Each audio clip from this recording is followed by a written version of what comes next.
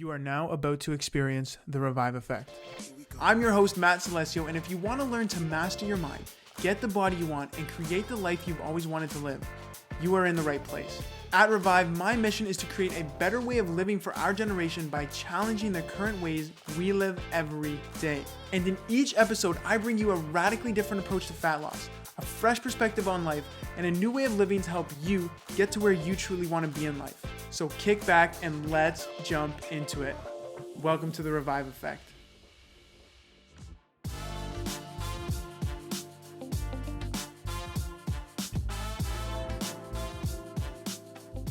All right, welcome back to the third episode of the Revive Effect.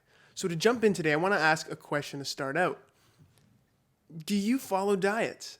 And today we're going to talk about diets because they do not work long term. If you look at meta-analysis, so many reviews, there is so many answers telling you that diets don't work for people long term. Even on our website, the first thing we say in our Start Here page is 9 out of 10 people who go on diets, they end up falling off and they end up gaining more weight back than when they actually started the diet.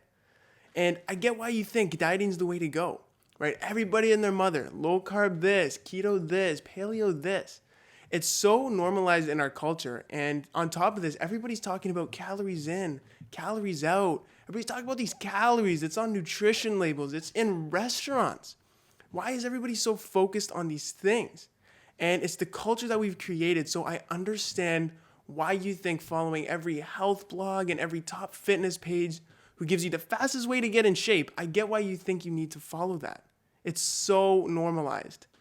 Now, today, my intention is to take you from feeling stuck and, lost in this abyss of information. You feel helpless, not knowing what to do. And if you're somebody who's overweight, I'm going to take you and launch you into towards somebody who understands how their body works. So you know how food is going to affect you and certain foods and how they're going to play out in your body's fat burning ability.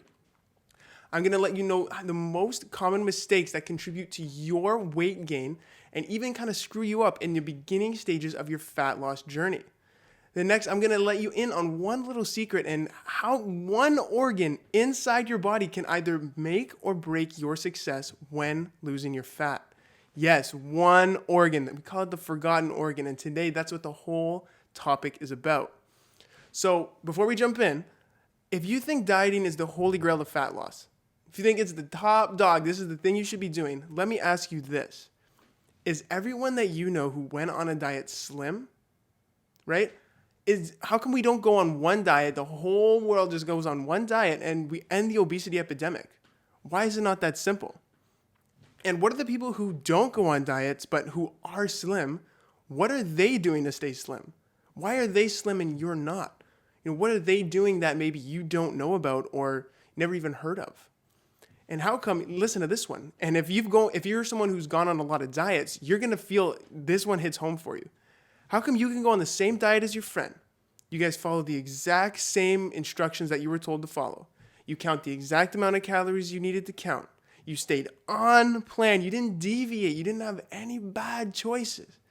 How come when weigh-in comes in, your friend actually lost weight, but you stayed the same? Even worse, what if you gained weight? Why is that happening to you? Is Mercury in retrograde? Is somebody playing a cruel joke? Why is your weight stagnant and why is it stubborn while somebody else can effortlessly just fly the pounds right off? And the answer to that, ladies and gentlemen, one big contributing factor is your gut bacteria. Yes, your gut and the intestines. Like everybody's talking about, we got to get this gut health, take a little probiotic, optimize your gut. But has everybody ever told you what your gut is and why you should pay such importance, attention to it? Everybody's just talking about it, but my intention today is to show you how much of a profound impact it has on you, especially in terms of your body's fat burning ability. Yes, that's right. Your gut, your intestines determine how much calories you could be absorbing or, just passing right on through, and they don't even affect you as much as it would for somebody else. So to jump in just really quickly in the intro, I want to reference a study published in the International Journal of Obesity. All right? Now, what we need to preface with first is that your gut is home to so many different types of bacteria. Yes, through all the hand washing, through all the food sanitation, it's home to a lot of different types of bacteria, which we're going to jump into later into the podcast, and it's going to blow your mind. But what this study did was they took two groups of germ-free mice, meaning that their guts had no germs in it, no bacteria. So it's a nice fresh area for colonization of new bacteria. So what they did was they took one group and they took bacteria from the gut of an obese mice and injected it into that group. All right? And the second group, they took bacteria from lean mice and put it into that group. So they fed them the exact same diets, the exact same amount of calories. Now remember, the only thing that's different is the bacteria in the gut. Now the mice that were injected with the obese bacteria, they gained twice as much weight compared to their leaner counterparts. And this is absolutely mind-blowing because their gut bacteria influenced them whether they wanted to or not. So if you're blown away already, this is just the tip of the iceberg in terms of how much your gut influences your body's fat-burning ability. So my intention today is to go over these awesome 3 topics that we're going to dive into right now. So number 1, what is your gut microbiome and just how much control it has over your body's fat-burning ability? Now, as you just seen, that's just the tip of the iceberg, that study that we just talked about. So much more good stuff coming up. And number 2, how your inflammation could be messing up your gut and how it influences your body's fat-burning ability and even motivation. Yes, inflammation in your abdominal area, in your gut. How can this be affecting even your mood? Crazy, crazy stuff coming up. And lastly, which is debatably one of the coolest topics of this podcast, can eating more food actually increase your lifespan and keep you leaner? Yes, if you're wondering, I did say more food. Eating more food can actually increase your lifespan and keep you leaner. So many good conversations coming up. So stick around and let's jump right into it.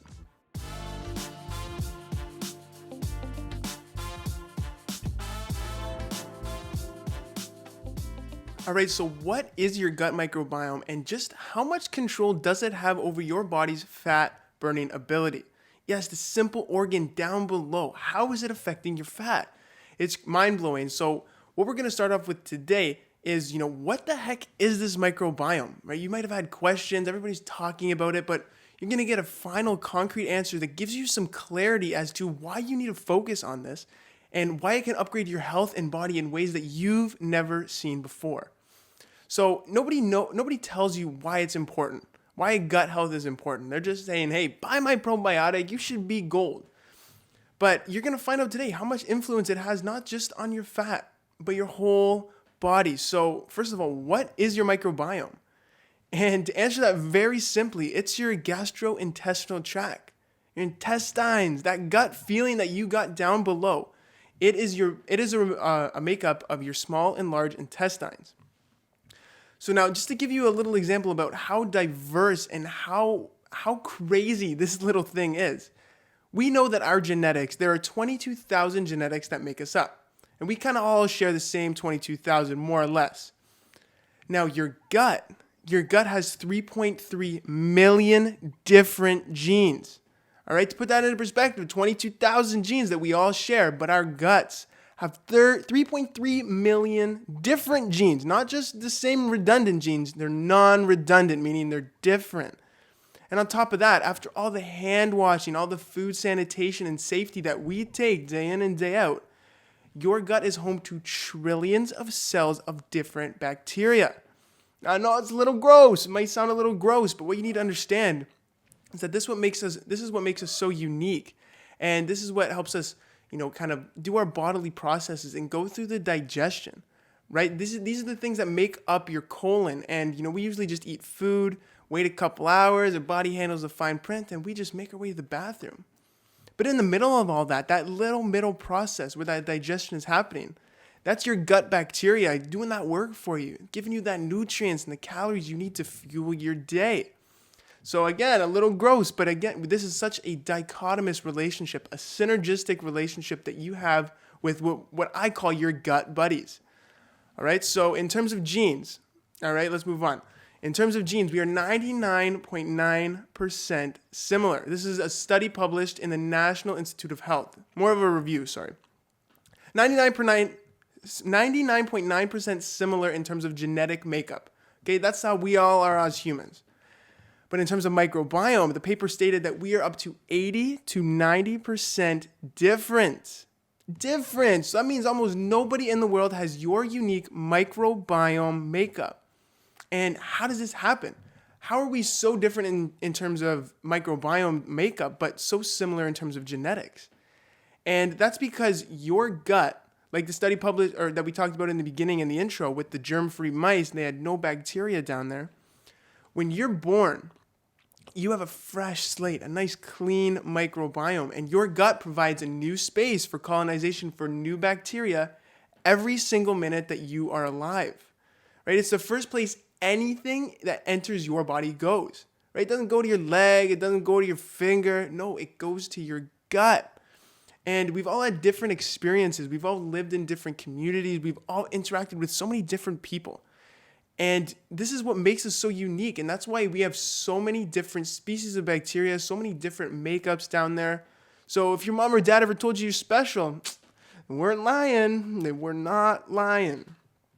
But no, in all seriousness, the biggest way that you can affect the diversity or the different makeup of your microbiome is through food, right? A study referenced in the National Institute of Health, they showed that dietary changes in mice showed changes in microbiome makeup and diversity in just as little as 1 day. Just as little as 1 day. And this is kind of empowering because, we're always looking towards big pharma or big corporations to help us, upgrade our health. And as you'll see, depending on the type of bacteria you have in your gut, it can significantly influence your health in a good or negative way. So the fact that you're able to take that into your own hands and feed your body and feed your gut the good food that it needs to give it that great diversity and that great support, you have the power of your own health, which is absolutely amazing. So I want to reference a study that we talked about right in the beginning of the intro with the mice that were injected with lean bacteria. Remember this one? And they were injected with either obese bacteria from mice. And they gained twice as much more weight if they had the bad bacteria or the obese bacteria. So how does this happen? And could this be happening to you right now and you don't even know about it? And the answer is yes, it could be. So what you need to understand about your gut bacteria is, of course, we have so many different types of species down there, all classified in certain kind of phyla. Again, I won't get too sciencey, but what you need to understand is that there are good guys down there and bad guys down there. Picture it like you have two teams, and it's kind of like the Wild West. There's not enough room for the both of them, so they're always going back and forth, depending on what you feed your gut buddies to overpopulate each other. So, to give you an example, if you have more bad bacteria down in your colon, you're considered to be more obese, and scientists are able to look at reports of your gut bacteria, and if you have more opportunistic or more quote-unquote bad guys, they can tell if you are obese without even seeing you in person. They can just look at the makeup of your gut and they say, oh, okay, he's got way more bad guys, this person is obese. But it also goes on the flip side. If you are somebody who has more lean bacteria or correlated with a more lean figure, scientists can look at the gut report of your microbiome and say, yep, this person's lean. Again, without even seeing you in person. And how this really happens is, and especially in terms of weight gain, is your body is more efficient at absorbing calories if you have more bad guys down there, right? And that's why you and your friend can be on the same kind of diet, and if you have more bad guys and they have more good guys, they'll lose weight and you will gain it or even stay the same if you eat the same amount of food. And we're always working, if you're looking to lose weight, you should always be looking to optimize the good guys of the bacteria down in your microbiome. Right? The better ratio is correlated with less weight gain.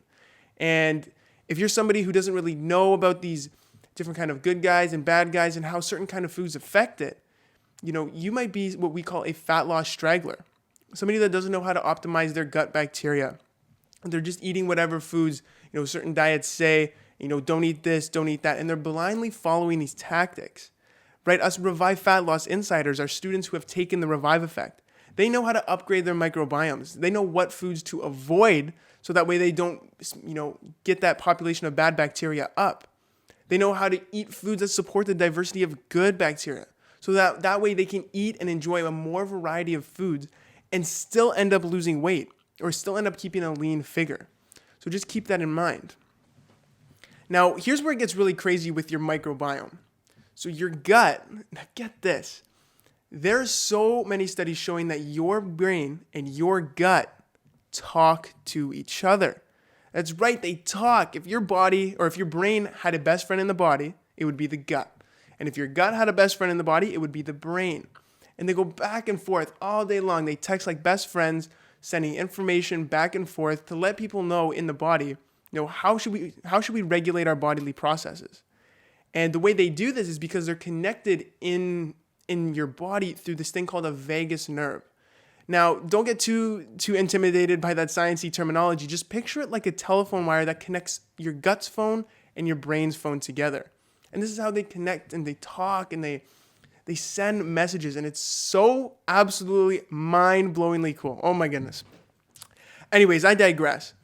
But to know that your body or your brain and your gut are in constant communication, it really sets the precedent for knowing how certain foods are going to affect your body, especially when we're going to cover some topics coming up. But what you need to know about your gut is that, like your brain, it has neurons in it, right? And these are information messengers like in your brain. And your gut has 500 million neurons within it. And that was enough to get it classified as your second brain, right? That's what your gut is classified as, the second brain, just because of how much control it has over your bodily function, because it communicates with your brain, and because it sends messages to control certain things in your body. So to give you an example about just how powerful your gut is, the feel-good hormone serotonin. All right, let's talk about that for a second. That, oh man, it's a sunny day outside. I'm feeling good. I'm feeling happy. You got serotonin pumping through your body. And 95% of the serotonin in your body is made, guess where? In your gut. In your gut. That's absolutely crazy. So not only that, you have more melatonin in your gut, that nice sleep chemical, that sleep hormone that keeps you asleep throughout the night, makes you sleepy. You have 400 times more of that in your gut. Now, how about that? Everybody's taking these pills or trying all these different remedies to get to bed earlier, improve their mood. But meanwhile, if you're eating foods that kind of don't support the bacteria that make that serotonin, that make that melatonin, you could kind of be shooting yourself in the foot or missing a whole piece of the puzzle that, food can give you that good sleep or that nice improvement in your mood. That's a whole nother topic for another episode, but just to show you how much impact your gut has on your mood and motivation. Now, here's where your gut affects your weight and even your eating habits. Yes, your habits. Oh my goodness. So let me introduce you to a topic called, I'll give you the sciencey term. It's called post-ingestive feedback. Now, don't worry, don't get intimidated. All that means is anytime that you eat a new food, your gut gets that information because that's the first place food goes, and it takes account of all the nutrients and information and even the taste that it got. It then sends a text to your brain through that nerve, right? That telephone wire that we talked about goes all the way up into your brain. Your brain receives that information and goes, all right, I got the information. Let me make a link in my brain for next time. So to give you an example, think about the first time you ever ate an orange, right? Your body sends that text right down to your gut takes a nice count of everything that it got. Says, okay, we got some oranges down here. It gave us some nice vitamin C. So let me send that text to the brain to make sure that we got that for next time. So it sends a text to the brain. The brain then says, okay, we had an orange. I got vitamin C. I create a link. And now the next time that I need vitamin C, we're very deficient in vitamin C, my brain will make us seek out the flavor of the orange so that way we can obtain that nutrient, right? So you know that as something called cravings, right? Like, oh my goodness, man, I'm just craving that. I'm craving oranges or I'm craving some chips. It's because your body's nutrient deficient in something and it's making you go seek out food so that way it can obtain the nutrient. It's pretty mind-blowing stuff, right? This is absolutely crazy. So here's the thing. When your gut and brain are communicating, especially in terms of the nutrients it's got on hand and especially in terms of the energy it has on hand, right? Calorie equals energy. If you're low on calories in your body, or you haven't eaten in a while, or even if you've been starving yourself for a long, long time trying to lose weight, your body can actually rev up your metabolism or bring it down to a full stop, depending on what it has down below. So essentially what that means is it can turn your body's fat burning ability up, or it can turn it right off, dependent on what you've fed your body, or even if you've just kind of skipped over certain kinds of meals. Now, we're going to go over in the next section how this switch can get interrupted, leaving you in fat storing mode, and how it can make it so much harder for you to actually shed pounds, even though that you are doing everything right, you're not eating as many foods as you usually have, you're doing everything your diet says. We're going to go over in the next section just how much impact you are having on your microbiome right now.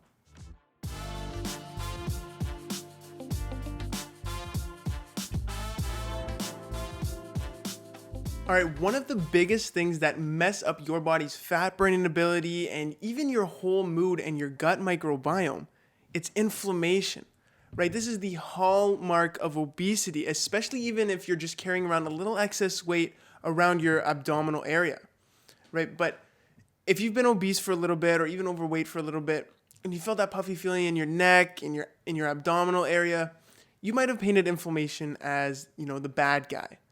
And I understand why, right? It never goes away. It's a constant burning, puffy feeling that you want to just leave. It doesn't look nice. But what you need to understand is that your body's natural defense system towards anything foreign, whether it's a virus or literally anything that's just foreign, your body's natural defense system is inflammation, right? Your body detects something that's, not you, and they send down that inflammation to go and kill that and get that out of your body, because anything foreign, that's probably not good to have in your body. Now, the only thing with inflammation is it's not a problem unless it stays all the time. There's acute inflammation. It's just like, just getting a little sprain on the ankle. Your ankle swells up a little bit. Your body takes care of what it needs to do. And in a couple days, it goes away. However, with obesity, or if you have a little excess weight carrying around, and especially if you're eating a lot of inflammatory foods, inflammation is going to stay, and that's where it gets to be a problem. So how does this relate to your gut, and why is it so impactful on your gut microbiome? And it's because, remember we talked about right in the beginning of the first part of this video, if you're watching this on Revive TV, but in the first part of this podcast, we said your gut is the first place food goes when it enters your body, right? It doesn't go to your leg, it doesn't go to your fingers, it goes to your gut.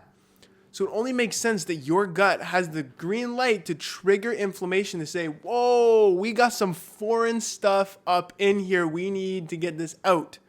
So if you're feeling really bloated or puffy when you eat the foods that are not the best for you, those chips, the fast food, or even some oils, like if you're eating food that goes, oh my God, that just really didn't agree with me, and you could feel that you're bloated, your pants are so tight, you gotta undo that belt buckle. That's inflammation, and your body's saying, well, we either stop eating this food for future reference, or we need to get this invader out of us right now. So now think about how if you're continually ignoring that sign and you're continually eating that inflammatory food or the food that your body doesn't agree with, of course inflammation is going to be constant. Of course it's going to stay because it's always coming in. Your body never gives it a chance to say, all right, we cleared house. It's always got something new to deal with. So now how inflammation affects you, and especially your gut microbiome, is it disrupts that gut-brain connection that we talked about. Remember how your brain and gut are always talking like they're best friends, they're sending texts back and forth, and they're connected with that telephone wire that we spoke about. Your inflammation is a big factor and comes in like the storm that just kind of makes those messages don't send. It screws up the telephone pole, and your brain and gut can't communicate seamlessly like they usually do. Now, what does this mean for you? Now, remember how we talked about that post-ingestive feedback? How when you ate the orange, your brain knew, okay, I got vitamin C when I ate oranges. Your gut and brain are constantly talking about the nutrients and energy that it has on hand at the moment. Now, again, your gut can control to speed up your metabolism or slow it down. And it will speed up the metabolism if it's got a lot of calories, a lot of energy on hand, because it needs to digest that food. It needs to get that energy where it needs to go. But if it doesn't have that much food, it might slow it down a little bit. Let's be more conservative with the way we burn our calories, right? Your body uses those calories for energy. They're not just going to throw them away. Energy means life, so you can move, so you can walk, so you can talk. Now, here's the thing. With inflammation acting as the storm that screws up that communication, your brain never knows, or your gut will never know or be able to send, we got enough calories down here, we can kind of slow it down. But the brain never gets that text, or the brain either maybe interprets it in the wrong way. So you could be revving up your metabolism when you don't need to, and even slowing it down when you don't need to. So if you ate just a really, really big inflammatory meal, and your brain can't, or your gut can't send the text to your brain saying, all right, let's rev it up, baby, we got lots of calories on hand. Your brain might, not get the hormones that it needs to say, all right, let's start revving up the metabolism. And you could just be eating this huge meal with a very slow metabolism, and they use calories more conservatively. And they don't burn your body fat as much as they would if they had gotten the message seamlessly beforehand. Does that make sense? And here's another thing about this inflammation within the gut. You'd be surprised that just how much the inflammatory cells that are happening in your gut can leak out and travel up that telephone wire that we spoke about and actually go into your brain. And this is what we call neuroinflammation. But you may commonly know it as that brain fog. Right? You can't really think that clear. Your head kind of feels fuzzy. It's because you might have been eating a lot of inflammatory foods, or inflammation has really been constant in your body. And it makes its way up there into your brain. And you do not want inflammation in there. I will tell you that right from the get-go. Because that's the precursor to so many neurodegenerative diseases like Alzheimer's and Parkinson's. Now, just a side note, a journal from, the Journal of Neurology, they tested the effects of dark leafy vegetables on brain power and aging, and this was really cool. Their results stated that the consumption of green leafy vegetables was positively associated and significantly associated with slower cognitive decline. Now, they also went on to state that the rate of cognitive decline among those who consumed the most to those who consumed the least was equivalent to being 11 years younger cognitively. So now basically what that means in plain English is those who ate dark leafy green vegetables, they had brains that looked 11 years younger compared to their friends or their counterparts that didn't have those dark leafy greens. So just goes to show you, you're eating dark green vegetables. That's ending up in the gut, but yet again, it's affecting your brain. So just to show you a little common link there, what you eat significantly could affect not only just your body, but your bodily functions and even your brain. Now, what we talked about before, remember how we talked about the hormone production in your gut, right? The serotonin, the melatonin in your gut. If you're eating foods that, keep that inflammation constant, what that does is it screws up your gut bacteria who make that serotonin, right? That nice feel good, I'm feeling great today. That's coming from your gut. But if you're eating foods that, kind of stop that production, you don't get the same amount of, or the same effect of serotonin. You don't get the same metabolism of serotonin because your gut is kind of inflamed and it's screwing up all these messages. Now, just to go show you how much this can affect your sleep, serotonin, you need serotonin to make that sleep good medication, that sleep good hormone melatonin. So already if you're screwing up the production of serotonin, you're not getting that nice melatonin because your body is unable to either produce that serotonin as well as it usually does, or it just kind of screws up the messages and unable to make and perform their bodily functions as necessary. So again, it doesn't just go to, sleeping pills or all this stuff that you're doing to make sure that you can sleep better, blue light, blackout curtains. What you eat could significantly impact your sleep, as you just heard right there. So I want to reference a paper now published in the National Institute of Health. And it showed that inflammatory cells, like we talked about before, cross your gut barrier, right? That little lining of your gut that you kind of want to keep everything nice and cozy inside. They actually showed that inflammatory cells can cross that barrier and then go into your brain. Now, when you have gut bacteria down there, you want them like the neighbors that, they live across the street. You always say hi, but you never go over and actually talk. That's the relationship you want with your gut. You want everything in your gut to stay there, and you want everything outside your gut to stay as it is and not be affected by that. So when inflammation leaves your gut and when it goes into your brain and when it goes out to other parts of your body, that's when it starts to alter your behavior, right? That we just talked about how your serotonin's produced down there. It also affects the metabolism of serotonin in your brain. And what this does is it damages the function of serotonin and dopamine. And there's papers and research that show that this links to depression and anxiety. Inflammation is linked with depression and anxiety, right? You're doing meditations, again, which is great. You're doing breathing exercises, which is great. However, if you're not nipping the problem right at the source, which could be food, you're going to endlessly be trapped under this anxious, stressed out state because you're eating the foods that promote the inflammation that go into your brain. Now, this is really, really crazy stuff because this is what's going to start to affect your motivation, your mood, your overall well-being in life, right? Your serotonin, your feel-good hormone, dopamine, feel-good hormone.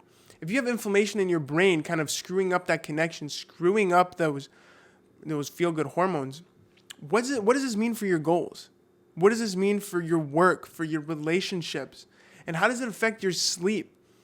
Right? How do you expect to go after your goal, get the body you want, get to the gym, write down your affirmations?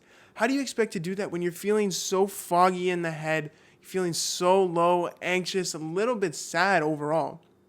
How do you expect to attain that goal? Right? It stems from the food you eat. It stems from your gut because your gut is controlling all these things and they have such a profound impact on that. So you really have to make sure that you are taking every step possible, eating the best foods possible to upgrade your gut, to make sure that the hormones are pumping beautifully so you get that serotonin, nice feel-good hormone every single day. Get that nice melatonin, feel-good sleep. Not only that, it's just so that your brain doesn't have to deal with that inflammation. It doesn't age as fast as if somebody who did have all that inflammation within the brain. So now I've talked a lot about how, inflammation is really screwing this up, but, how do you get inflammation down? That's a really big topic right now. If you're struggling and doing all these things, how do you get out of this negative cycle? How do you get out of this horrible feeling that inflammation brings you? And the biggest thing, ladies and gentlemen, is food. I'm always a food first kind of guy. I would recommend to my clients food first. So to give you the easiest example, if you're eating foods that promote inflammation, that means you're eating pro-inflammatory foods. Counter that with anti-inflammatory foods. It's such a simple step, yet so many people never make that leap, never make that jump. So what I want to give you is my top 3 foods or top 3 anti-inflammatory things that I always recommend for getting rid of that inflammation. And these things, just to give you a double whammy, these things have also been shown to support fat loss too. So you're killing 2 birds in one stone with these awesome things. Now let me preface with this. That doesn't mean you can eat it one day, maybe 2, and then call it a day. Food works if you use it consistently, right? If you're eating anti-inflammatory foods, you should be eating an anti-inflammatory diet to keep your inflammation under control, right? It's not good enough to have it one day and then say, I'm good, man. I'm anti-inflammatory now. You have to have them every day. So with that in mind, let's jump into the first one. And super quick, it's that spice turmeric. Right? This is one of the most anti-inflammatory things in the world. And for those of you who don't know what turmeric is, it's a simple spice, a yellow spice. And I use this for so many things. I sprinkle it on my eggs. I sprinkle it in almost all my soups, in every curry I make. It's so tasty. It gives some beautiful color to your dish. And again, it's one of the most anti-inflammatory things that you could possibly put in your food. So try adding turmeric to a lot of your different foods. They even have some teas that you can make with it. Great, it's a great tea, by the way. But yeah, try that out. Turmeric, all right? So number 2, everybody knows it's a fan favorite. It's blueberries, nice and simple, little berries. And just to kind of give you a broader perspective, a lot of berries do give you a nice anti-inflammatory component to their taste. However, I know blueberries, and a lot of research has shown that blueberries are at the top of the berry kingdom when it comes to inflammation. And lastly, this is one of the things that has been touted for its amazing health benefits for millennia. right? The Chinese use it, the Japanese use it. And personally, I drink it every single day. Sometimes I have up to 4 a day just because of how much not only anti-inflammatory benefits it brings you, but in terms of antioxidants and all the vitamins and minerals. And that, ladies and gentlemen, is green tea, right? The Japanese and Chinese have used this for medicine for how many millennia? And green tea, again, is a great anti-inflammatory component to it. So, again, try those 3 out. It's turmeric, blueberries, and green tea. So I made sure they're all affordable. They can be easily sprinkled into your diet whenever you need. So again, try those out. Stay consistent with it. And most of all, have fun with it. Enjoy it. All right. So lastly, before we finish up, I want to talk about one of the most important things about this anti-inflammatory diet and about, taking actions to better your health. It's about what you eat, absolutely. What you eat has a significant impact on your body. But it's even more about what you stop eating, right? You don't keep eating inflammatory foods and because you're eating a lot, or you don't keep eating pro-inflammatory foods if you're continuing to eat anti-inflammatory foods. All right, it's not a get out of jail free card. What you're doing or what you're not doing significantly has more of an impact on your overall health and especially on inflammation because you're taking out the problem right at its source. So for example, I hate canola oil. I can't stand there's so many bad health benefits around canola oil, and one of the biggest ones is its inflammatory components. So if you're eating lots of things with canola oil in it, lots of processed foods, lots of the breads, lots of things in the grocery store, salad dressings, you name it. If you continue to eat these inflammatory oils, right, and you're eating the anti-inflammatory, you're taking all these anti-inflammatory measurements, you could actually be just kind of canceling it out, which is it's good in a sense, but you need to make sure that your anti-inflammatory ratio is much more than your pro-inflammatory ratio. So with that being said, take a look at the things that are causing a lot of inflammation and pay attention to your body. You know when you're eating foods that you're saying, oh my goodness, man, this guy never should eat that again. You know, you can feel it, your pants can feel it, so take a note of what foods make you feel a certain way when you eat it, and make sure you kind of maybe avoid those foods in the future or just maybe taper back on it a little bit. And again, add in those anti-inflammatory foods and see just how much of a difference that can make on your mind, your body, and especially your gut.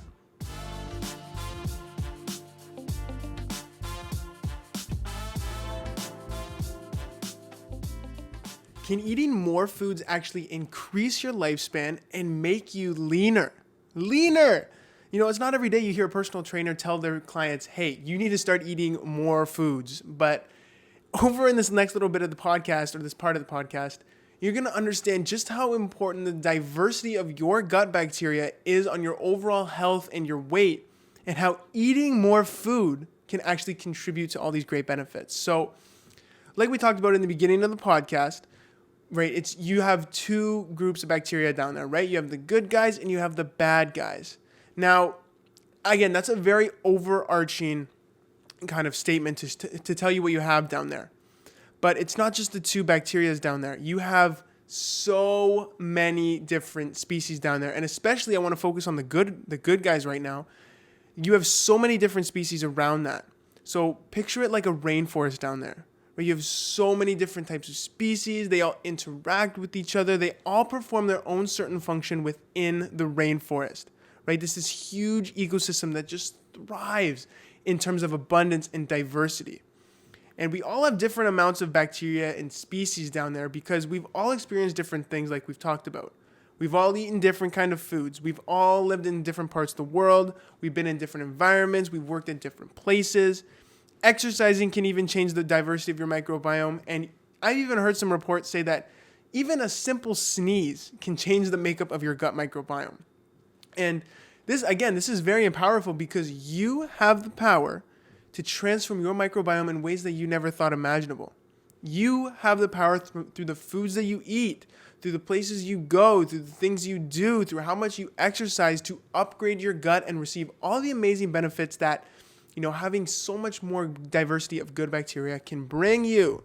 So like I always talk about, the biggest contributor to this is food. Ladies and gentlemen, we love to eat. We're a culture here in the Western world that loves to eat. So I'm giving you the green light to say we need to have more food. Now, what you want to know is that your gut buddies, the gut buddies that you got down there, like you go to buffets and like you pick what you like to eat and what you kind of don't like to eat, every time that you do that, your gut buddies experience the same thing. It's like a nice buffet. Every time you swallow, you're going to give your gut buddies something new to feast on. So again, are you feeding them foods that support them or the foods that, kind of support the bad guys? Let the bad guys thrive. Sorry, I get a little excited.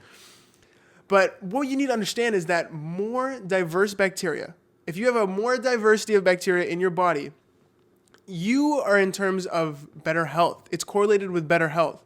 And not only that, it's correlated to a more lean figure. So on top of the health benefits, let's go right back to the study of the mice that we referenced right in the intro, right when they were injected with either obese bacteria or lean bacteria, and they gained twice as much weight depending on which obese bacteria they had. Now, the lean bacteria mice, they had less weight gain. And just to kind of really talk about that for a second, there's so many health benefits by just lowering your BMI. Even as much as lowering your weight by 5 pounds. You can see less blood triglycerides. You can see less inflammation. Again, we just talked about how inflammation can screw up so many things for you. So if you're able to kind of help that diversity of those good bacteria, you're already able to expedite and accelerate your fat loss process and get towards a leaner figure because you have that good, beneficial, diverse bacteria. So now, oh man, you're going to get blown away when I tell you this one. I want to reference a study published in the International Journal of Obesity. And what they stated, oh my goodness. First of all, you know what? Let's start with this. We are always talking about calories in, calories out. You have to count your calories. Make sure your macros are on point. You got carbs, fats, proteins, weigh your food, do all these things. When you go to restaurants, ask the chef how much salt they put in. You could go on all day. But is this a way to live? How many times are you going to want to count your calories when you're 40 or when you're 50? Like, do you really think this is a sustainable way for weight loss for even somebody who's so busy? Especially you moms and dads out there who have work 9 to 5. You have to get home, rush, make dinner, take your kids to soccer practice. Are you really going to be counting how many calories are in your son's sweet potatoes when he's got 10 minutes to get on the road? The answer is no, you're not going to do that. And I am a huge advocate for not counting calories. They're a prison that is so inaccurate. Again, topic for another day, but it's just so much work that you don't need to be doing. Again, be mindful about the food that you're eating. Maybe eat a little less than you're used to. I think everybody can benefit from that. But what I want to highlight in this study published in the International Journal of Obesity, talking about higher diversity of good bacteria, is they reported a higher diversity of gut bacteria is correlated with less weight gain independent of calorie intake. Yeah, that pause right there, I did that for dramatic effect. And now let me just read it again for you if you didn't hear it crystal clear the first time. A higher diversity correlated with less weight gain independent of calorie intake. Where your gut buddies are determining how much calories you absorb. And especially if you have a more lean figure, you have better diversity and higher ratio of good bacteria down there. And again, this is why so many people can eat and not count calories. And, well, it's one of the reasons that they can eat and not count calories and, not gain weight. They might be eating just a much better diet that you are, or they have better diversity of gut bacteria down there. So with that in mind, the bad bacteria thrive on things like oils and sugars and fatty meats, right? That's the thing that supports them. And they are, again, more absorbent at absorbing those calories. So not only are you eating hyperpalatable foods like sugars and fats and oils, they're also higher in calories, meaning your body's going to absorb even more calories than if you were to feed them, just regular pasta, right? There's not as many fats and sugars and salts that's in that pasta. But again, if you're eating the processed chips, processed cookies, those things are embedded with salt, fat, and sugar to make sure that you eat more of it, those high caloric foods, so that you absorb more. So you with me so far? Again, I know this is absolutely mind-blowing stuff, just to see how much your gut bacteria has on your weight. Okay, so how do we do this? How do we get your gut bacteria to thrive with the good species and overpopulate the bad? So that way you can make your fat loss journey so much easier and even clean up your health. Now, the number one simplest way to do this, and it's so often overlooked, is eat better quality foods. It's as simple as that. No processed foods, no oils, no fast foods. I know it's a given. I could scream at people till they're blue in the face, but yet they still eat them. Oh, I need the chips just for my guilty pleasure. I had a long day at work. I need a Big Mac. But my question to you is, do you really need the Big Mac? Do you really need the chips? Or are you just looking for something to give you an emotional release? I guarantee you, every time you eat that Big Mac or you eat that family-sized bag of chips, you don't feel too good after. Number one, physically, and number two, emotionally. I can't tell you how many times I've cleared a row of Oreos and I go, oh my gosh, what am I doing with my life? Like, I literally question that. So think about that for a second, because a lot of these foods that you're eating, these hyper-palatable processed foods, they're the ones that trigger inflammation the most. And we're talking about getting rid of that. We just went over how important it is to kind of get rid of that inflammation. So by cleaning up what you eat, the quality of foods, oh my God, you will experience such profound impacts on your health by simply doing that. So now the second way, here's where the whole topic of this part of the podcast comes in, is to improve the diversity of your gut microbiome. You need to eat more foods, more diversity of foods. Now, fruits and veggies is the best way to do it. They got lots of micronutrients in there, come from the ground, the most natural source of food. You're always told, eat your veggies, eat your carrots, eat your fruits. But now you kind of know why. They have such a profound impact on your health. I always strive to have at least 3 to 4 different types of vegetables per meal. I'm not just talking about throwing peppers and, some kind of orange for breakfast in your meal or in your diet. I want you to diverse it up. Just experiment. Have fun with it. Now, what I want to reference is a study published in Nature Metabolism, just to show you how crazy and how much impact and health a diverse microbiome can bring you. They analyzed 9,000 people's individual microbiomes aged 18 to 80 or to 101 years old. Okay, they took it across the lifespan. Now, what they wanted to see was the diversity correlated with long-term health and longevity, meaning you're living longer. So what they found was that microbiome uniqueness was positively associated with, number one, better immune function, inflammation function, healthier aging, and correlated with longevity. Right? This is simple. This is simply because of their diversity of microbiomes. Oh my goodness. All right, so let's look at the second thing that they found in the study. So they found that later in life, the people who are the elderly, the healthier elderly people who had a more unique gut microbiome had significantly better health than their counterparts who did not have a unique microbiome. Now, the third finding, this is where it gets really, really crazy, is those who had low gut uniqueness and older than 85 years old. Get this. They were significantly associated with decreased survival in the course of the 4-year follow-up. They were more likely to die because they did not have a unique microbiome as much as their counterparts who were expected to live that long. We're so focused on eating and burning fat, which is amazing. We should all strive to make sure that our bodies are in optimal health. But eating is the foundation of life. We have to eat to support the gut bacteria that we have in there so we can have better health span, and better longevity. Right? Food goes so much deeper than just calories in, calories out. This can be the make or break for you adding years to your life or taking them off. Now, I always want my clients to get the best bodies. I always do. I want them to get rid of their fat. I want them to get the confidence that they truly desire. I truly, truly want that. But at the same time, I want them to clean up their health. I want them to get their energy back, their mood back, get their smile back, that they're able to move and function like they normally would and like when they were youthful again.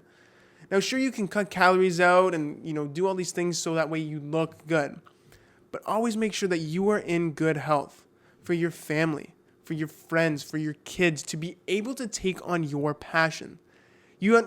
It's underestimated how much food can significantly upgrade your brain and your mood and your health.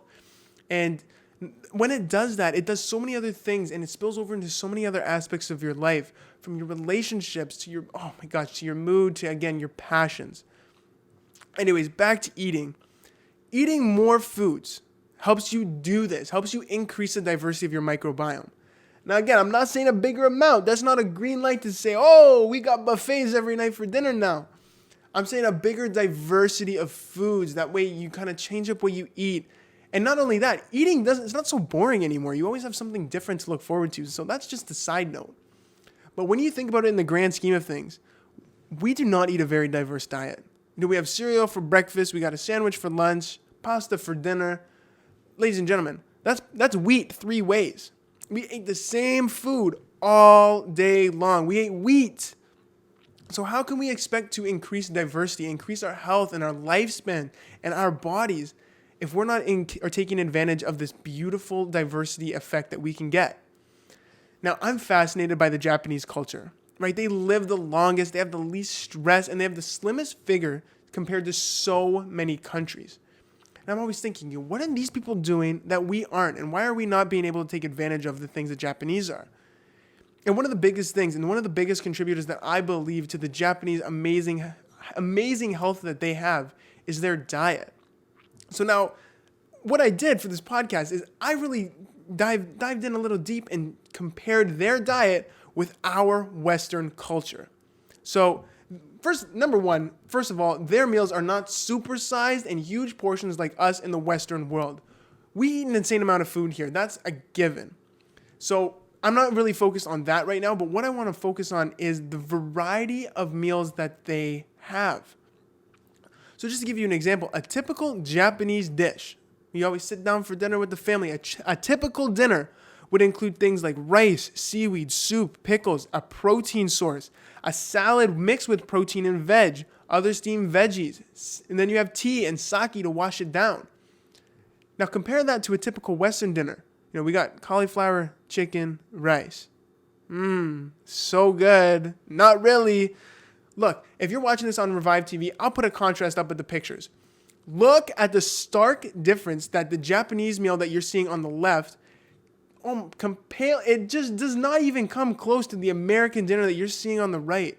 Not only is it bringing so much more color and diversity to the meal, it looks so much more exciting to eat than the other one, does it not? It's just full of that vibrant, good food.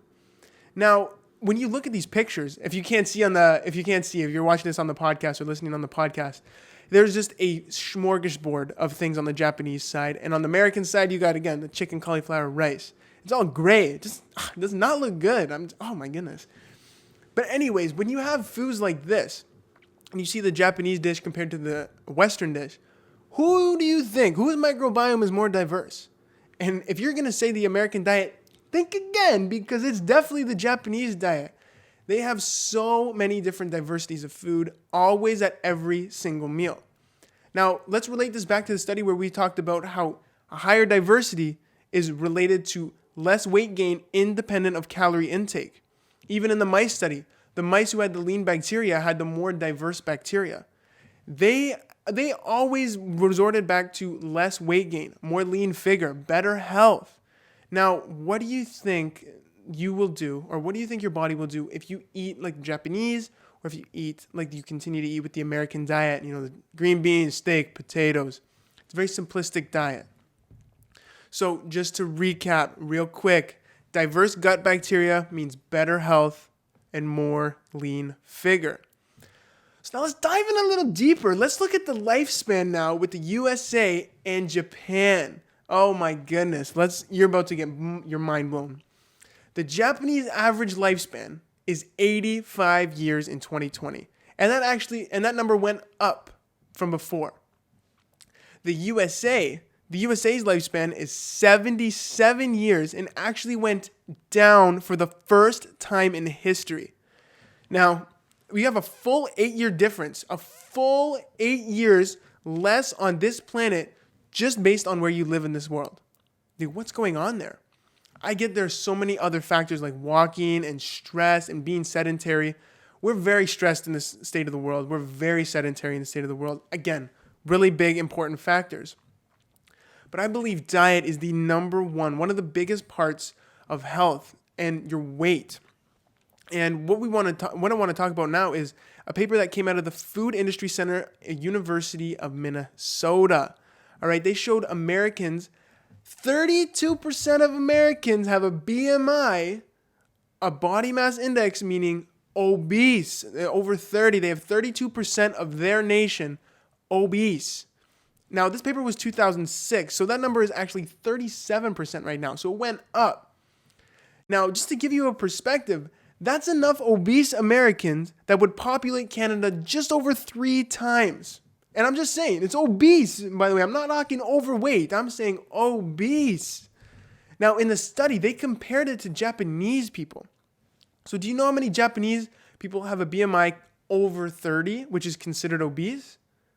Man, just to give you a perspective, American number is 37%. The Japanese number for obese people is 3.6%. Or if you look at that more currently, it's 4% today. So why, just answer me this question, why does America have 10 times more of the population obese compared to Japan? 10 times. What is going on here? This is insane. And can it be related to a diverse diet? Now, we can't say for sure. However, it is something we should seriously start paying attention to and take some notes from the Japanese diet. So your gut has a profound impact on your overall health, on your weight, and if you don't know how to navigate that properly, you can kind of be spinning your wheels every single day, right? You can follow all these mainstream diets and meal plans that restrict foods because they're off plan or they're high in fats or they're high in sugar. But after everything you've learned today about how you need to increase your gut bacteria, have a more diversity of foods, and how it can actually help you lose more weight by eating a more diverse amount of foods, do you not think that it could be the reason that you're stuck with your weight? Why the scale won't budge, even though you're following what all these top blogs and top diets say? You're counting these calories, you're making sure your foods are portioned out. However, you just saw that weight gain is linked to less, or more diversity is linked to less weight gain independent of calorie intake. And if you're following the diets that's not letting you take advantage of that lean figure or get that more diverse gut bacteria, you're kind of almost shooting yourself in the foot trying to make a lasting change for your weight. Now, if you've heard or if you've loved what you've heard today and you are somebody who's struggling with weight, you wonder why it can't just be so damn easy to get that weight off, and you're thinking about starting a new diet because this is coming out January 1st today of 2022. If you're thinking about starting a new diet, I want you to take a second and think for a second. Do you need something that's been tried all the time, but yet they don't get people lasting changes? Or are you looking for something radically different and something that will finally give you the chance to get the body that you truly desire? Because if that's you, you're looking for something that's new, that's fresh, that's based on real legit science, you're in luck because I've created the program, The Revive Effect, that launches today. And it's a fat loss program that shows you how the hidden factors that affect your fat loss can influence your health and how you can jump in, grab the control to them, and make them work to your advantage.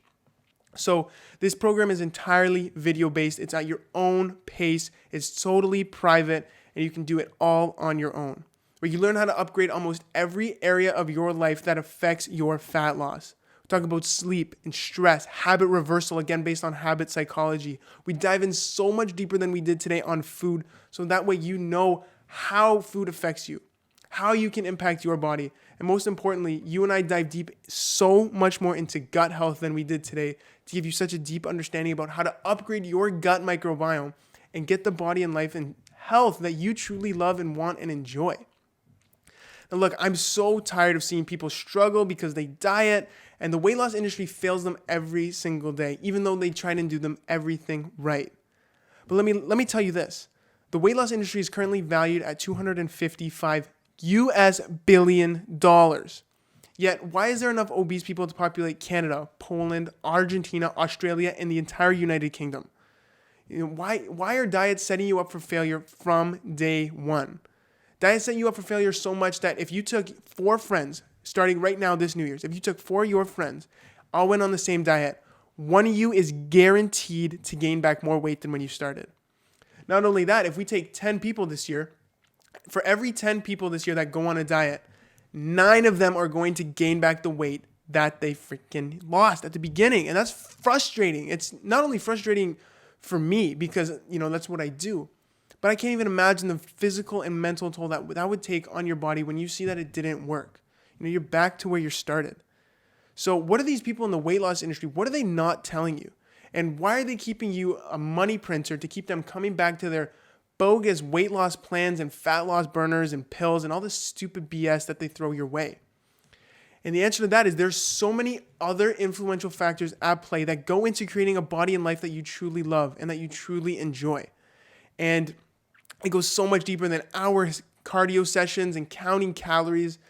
And what we've covered today is, ladies and gentlemen, that's just the tip of the iceberg to how much the Revive Effect dives in deep on these other hidden factors, like your gut being one of them, so that way you can actually accelerate your fat burning process and you have the tools and guidance to do it.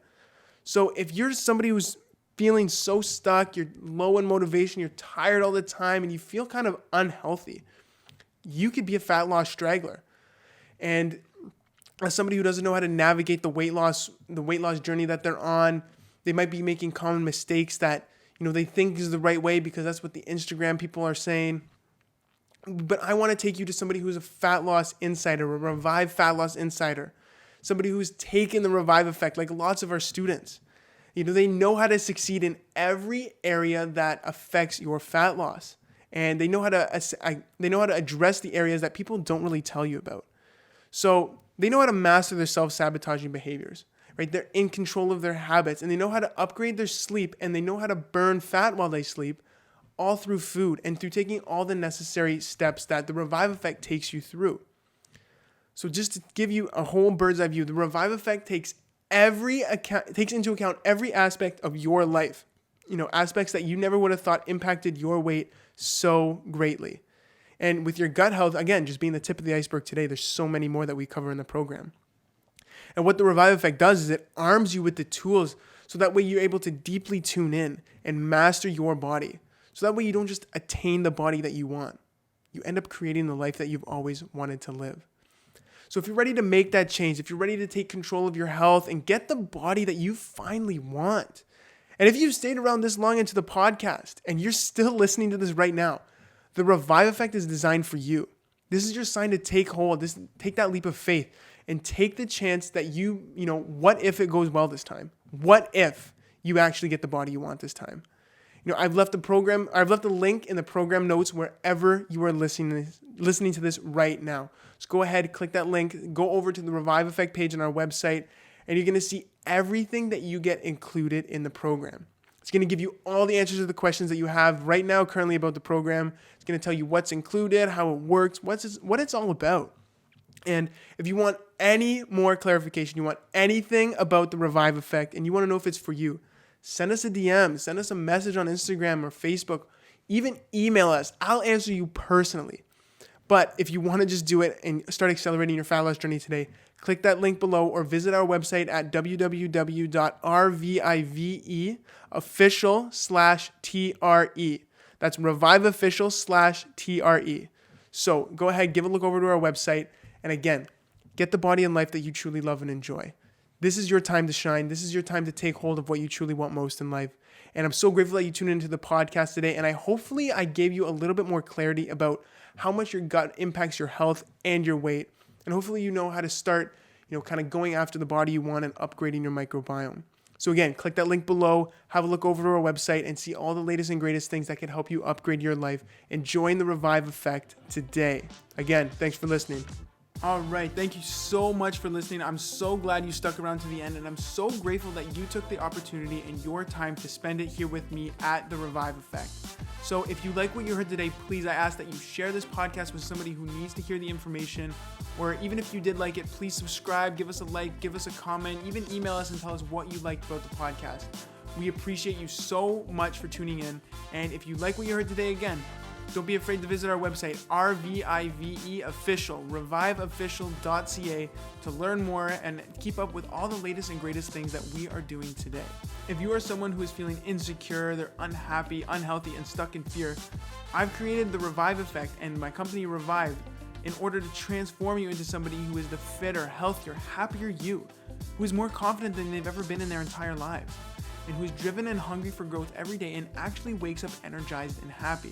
So give a look over to our website, because that's where you're going to find all the latest and greatest information and tools and resources in order for you to attain that and make that vision of yours a reality. So I'm Matt Celestio. Thank you again for tuning in. We'll see you in a couple weeks here on the Revive Effect podcast.